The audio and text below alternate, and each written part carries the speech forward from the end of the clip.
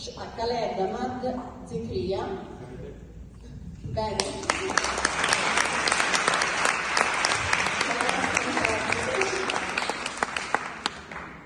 Sì, lascio il microfono. Sì, va bene. E la prima domanda che farei: qual è la situazione in Afghanistan in questo momento? Se vi volete accomodare, l'ambasciatore è stato così gentile da fornirmi la traduzione del suo intervento, quindi è un lavoro molto facilitato, quindi lascio la parola e in un secondo momento leggerò la relazione in italiano. Se vi volete accomodare,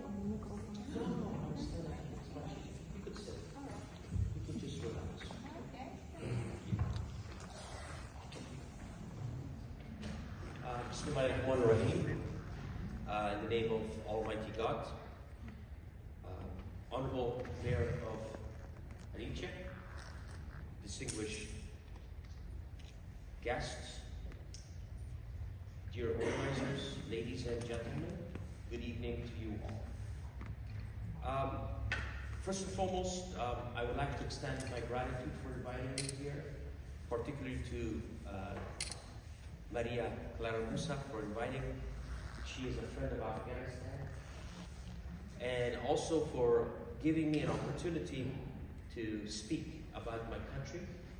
My appreciation also goes to the mayor. Last time we were here, he gave us utmost hospitality, and it's nice to be here again.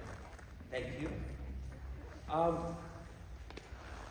Before I talk, I would like to express my gratitude on behalf of the people of Afghanistan to the people and government of Italy for all the sacrifices that they have rendered both in blood and treasure in Afghanistan.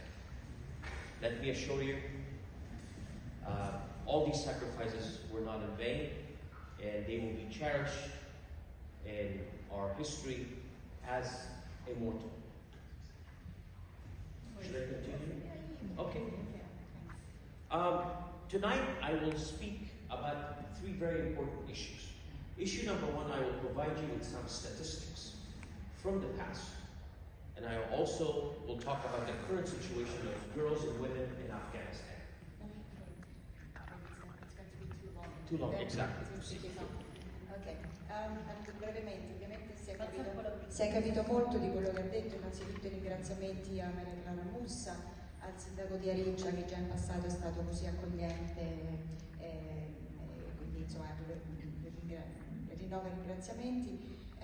Ovviamente la situazione inizierà da parlare di quelle che è ora la situazione in Afghanistan, quali sono purtroppo le situazioni in cui si trovano le donne in questo momento nel paese.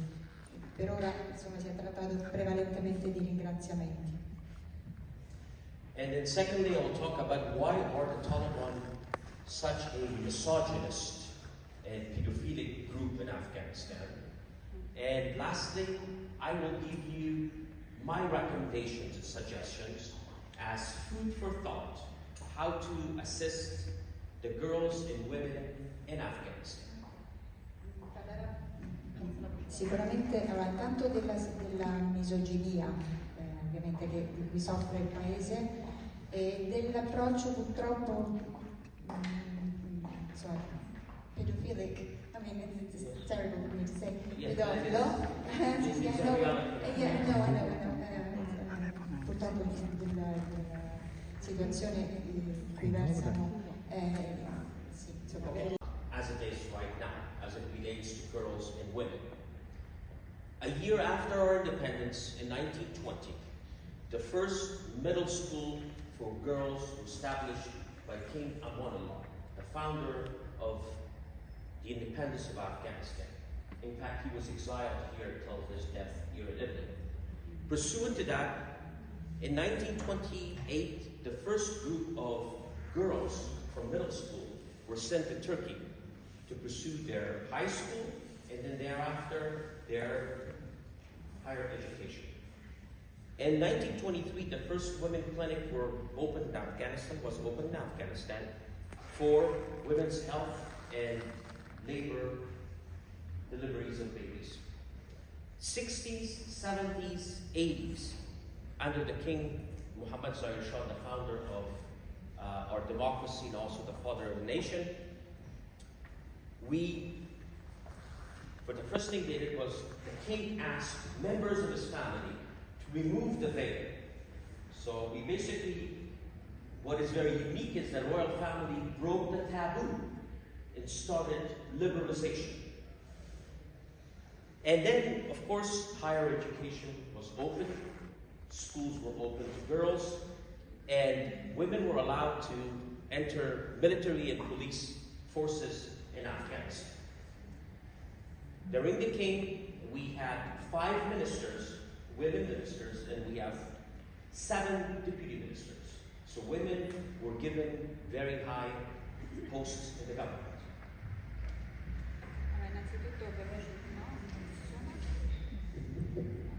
Pronto? Allora, innanzitutto permettetemi di iniziare con alcune statistiche del passato e di confrontarle con l'attuale condizione delle donne sotto il regime draconiano dei talebani in Afghanistan. Un anno dopo l'indipendenza dell'Afghanistan, nel 1920, fu aperta nel paese la prima scuola ufficiale per ragazze. Ecco, l'ambasciatore aveva iniziato dicendo la situazione dell'Afghanistan, come la vediamo oggi, era molto diversa in passato. E questo è uno degli esempi. Nel 20 fu aperta la prima scuola ufficiale per ragazze. Nel 1928, per la prima volta, un gruppo di 15 diplomate della scuola media Masturat fu invitato dal re Amanullah in Turchia per proseguire la loro istruzione superiore. Nel 1923 è stata istituita la prima clinica ginecologica per la salute delle donne. Negli anni 60, 70 e 80, sotto il re Mohammed Zahir Shah, fondatore della nostra democrazia costituzionale e padre della nostra nazione, l'obbligo di indossare il velo è stato rimosso.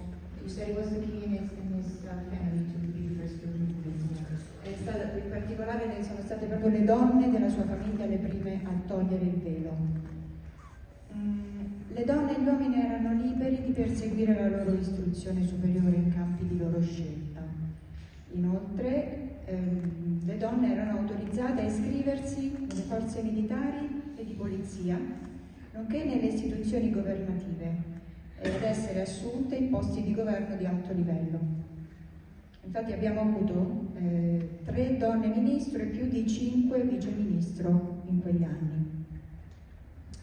In 2004, with the ratified new constitution of Afghanistan, which is still a ratified constitution, we are recognized as the Islamic Republic of Afghanistan as because of our constitution. Women became equal counterparts of men in the constitution. Between 2019 and 2020, school enrollment from grade 1 to 12 reached 9.8 million Afghans, where 39% of them were comprised of female segment of the population. There were over 80,000 women teachers.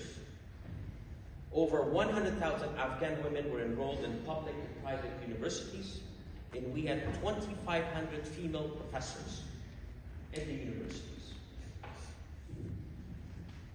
Now, 2021, Senator Pellegrino is not here, but she probably knows Afghan women had secured 69 out of 249 seats in the parliament. Women were negotiating in the peace process with the Taliban, and laws were placed in Afghanistan allowing women to include their names for the first time to their children's birth certificates and identification cards.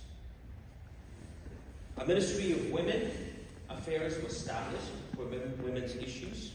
An independent human commission was established, and the first ratified law made violence against women a crime. And women were visible in all aspects of life, not only in law and politics and academia and security and journalism, but also you could see them in sidewalks, You can see them in restaurants. You can see them in parks and schools and universities. It was a flourishing society. It was taken away from women. Access to public life, such as I said earlier, going to parks, gyms, public bathing houses, they all ended. And just a few months ago, they banned Afghan women for working in indigenous and non-indigenous NGOs and the UN organizations.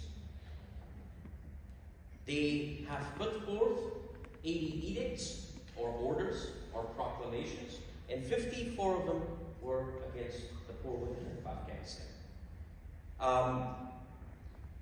Now that I've spoken about the current situation,